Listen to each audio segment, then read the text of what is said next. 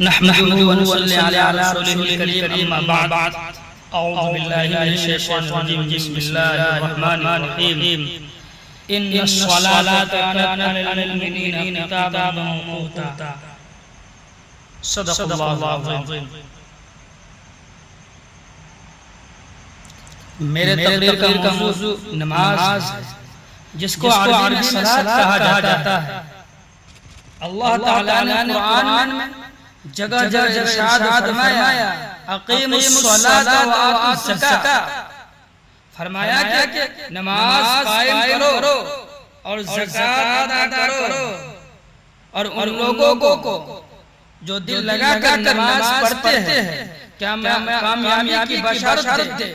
قرآن شریف نے فرمایا ہے قد افلح المؤمنون الذین فی صلاتہم خاشعون، یعنی طور پر وہی مسلمان کامیاب ہے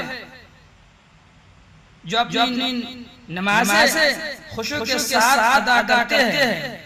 خشوع کا مطلب ہے کہ ان کا دل نماز میں صرف اللہ کی طرف لگا رہتا ہے اور ادھر ادھر بھٹکتا نہیں۔ حضرات سامعین، اللہ کے رسول صلی اللہ علیہ وسلم کے پیارے صحابہ کرام رضوان اللہ علیہم اجمعین جب نمازیں پڑھتے تھے تو اس طرح پڑھتے تھے کہ ان کو اپنے آس پاس کوئی خبر نہیں ہوتی تھی، وہ تو بس اللہ کی یاد میں ڈوب جاتے تھے۔ ایک صحابی کا واقعہ ہے کہ وہ نماز پڑھ رہے تھے، قریب میں ان کا بچہ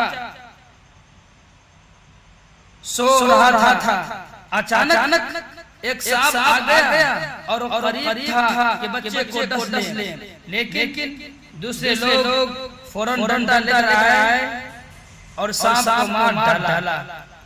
سانپ جب نکلا تھا تو شور ہونے لگا تھا، جیسا کہ ایسے موقع پر عام طور پر ہوتا ہے، مگر وہ صحابی نماز میں ڈوبے ہے۔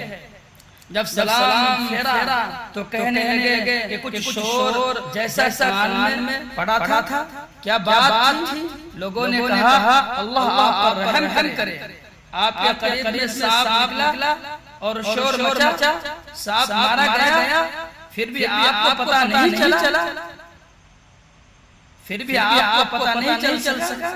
انہوں نے کہا بھائیو، میں نماز میں مولا کی یاد میں ڈوبا تھا، اگر اس کی طرف سے دھیان ہٹاتا تو پھر نماز کہاں رہ جاتی۔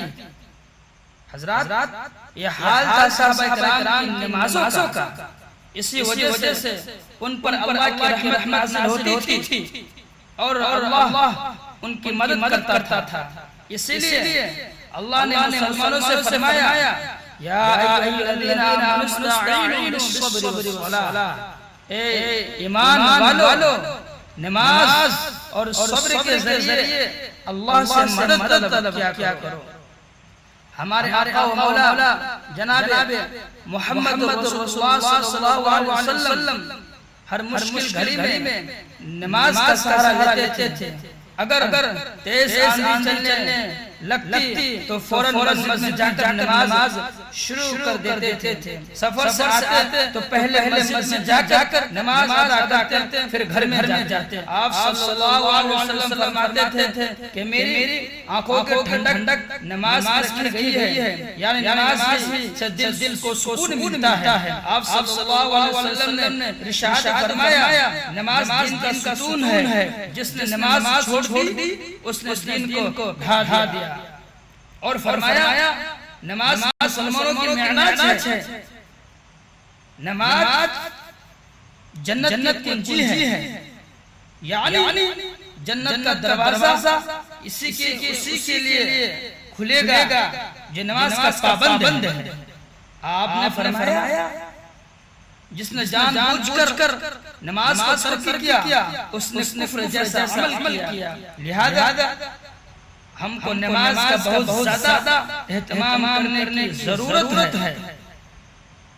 اپنے کو ہر حال میں نماز کا عادی بنائے، یہی کامیابی کا راستہ ہے، اسی میں نجات ہے۔